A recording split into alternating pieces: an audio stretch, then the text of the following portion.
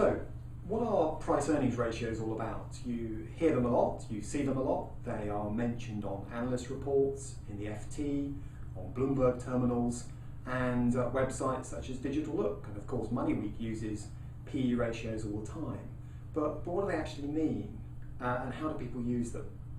Well, the good news is, although we're going to run through a calculation in a moment, you'll probably never have to. Normally they're done for you, and you see the end result. But to really understand what a PE ratio is all about, you need to see a little bit of what's under the bonnet. So, why would we use a PE ratio? In short, as an investor, we want cheap shares. We don't want rubbish, we want quality companies, but we want them at a decent price. And there has to be a way to find a cheap company. And there is. The PE ratio is one way of doing it. It's not the only way, but it's a popular way. So the objective is to use a PE ratio to determine whether a company is cheap or expensive. So let's take a look at a calculation. What is the P and the E? In short, the P is a company's share price. So we could start with the price per share for a company such as a food retailer. So we could start with Tesco. And at the moment, the Tesco share price is £4.20.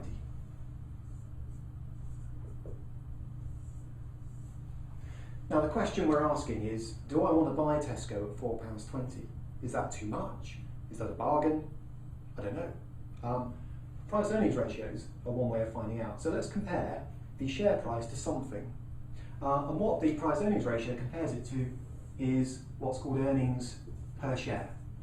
That's an accounting number. It's something you can pick up from a set of accounts, and it represents 1 year, normally the last 12 months. Earnings, that's profits, per share. So, I happen to know that the Tesco, at the moment, that's around 30p.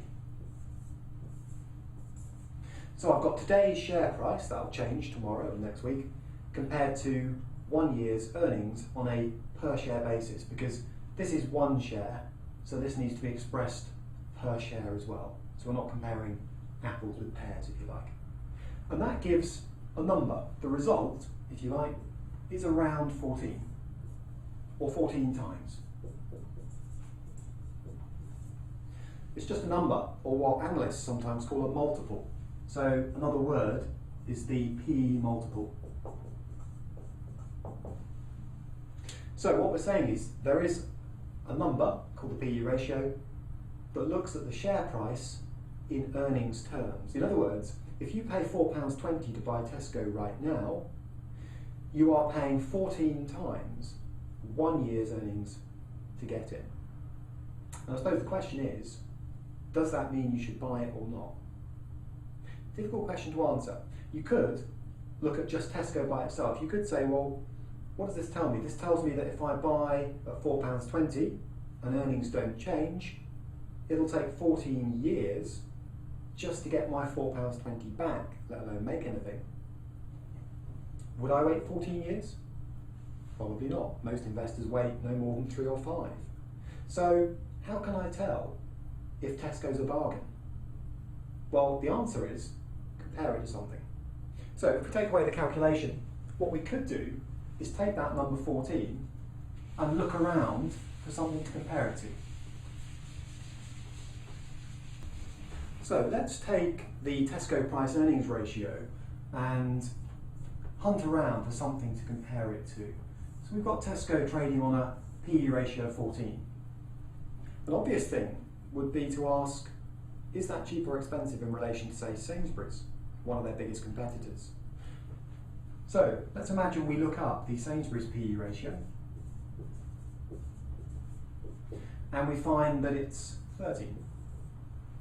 So now we know that Tesco trades on a PE of 14 and Sainsbury's is a little bit cheaper on 13. But still, I'm torn between the two. So it's going to take me 13 years to get my money back if I invest with Sainsbury's and 14 years with Tesco.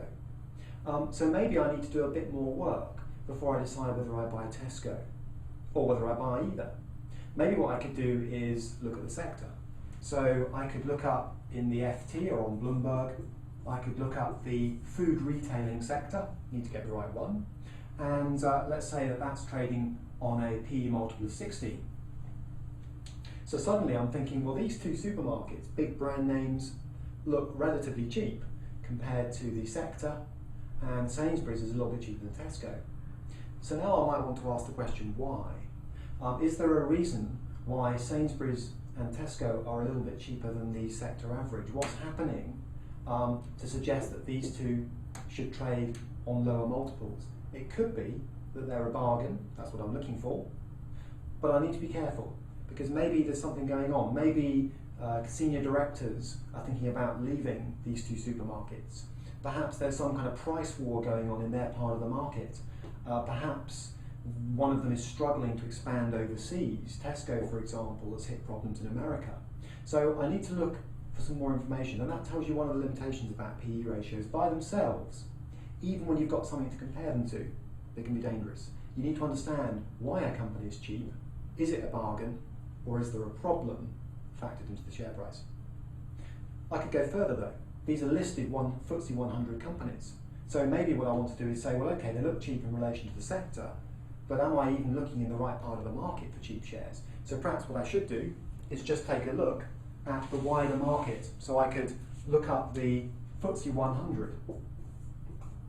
These companies are both members of that club, the top 100 companies in the UK, and yeah, these are looking cheap relative to the rest of the market. So the key with ratios, all ratios, not just the PE multiple, is to hunt around for something to compare them to. By themselves, they're a little bit dangerous. Once you've got a comparison, then you can start to ask the question, do I think one of these companies is cheap, and which one do I want to buy? How high can PE ratios go? Is 17 high? Is 14 high?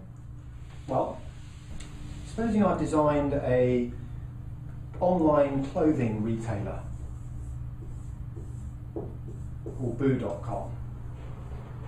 Its model allows you to size yourself up on the internet, look at yourself as a kind of dressed mannequin, and then order the clothes you see.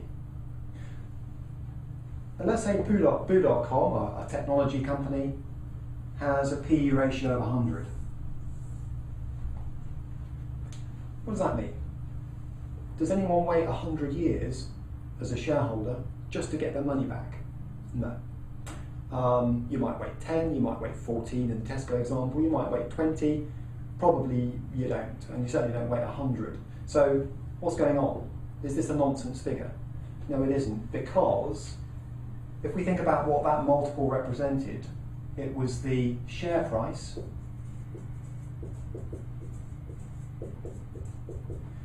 as a multiple, 100 times earnings per share.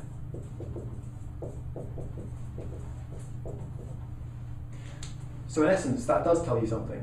It says if you're prepared to pay 100 times 1 year's earnings per share to buy a company like this, a technology company, you must be expecting something pretty spectacular to happen here.